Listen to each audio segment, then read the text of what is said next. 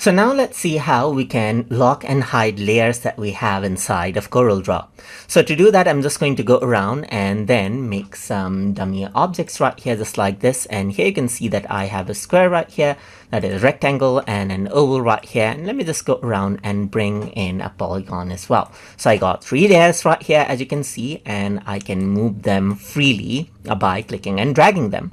But let's say, for example, I don't want to move this particular layer freely, but I want it to be locked in place so that I don't accidentally move it. In that case, over here on the right hand side, you can click on the lock icon and this particular object becomes locked. And then now you cannot select this particular item, but if I were to click and drag the other objects, then I can easily do so.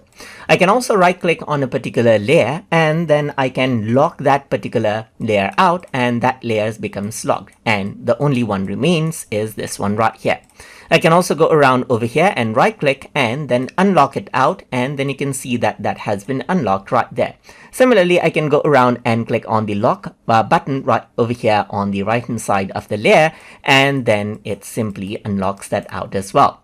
Apart from that, you can also go around and click on the eye icon right here to hide a particular layer. So if I were to go around and hide this ellipse right here, then it is not shown right here in the canvas area.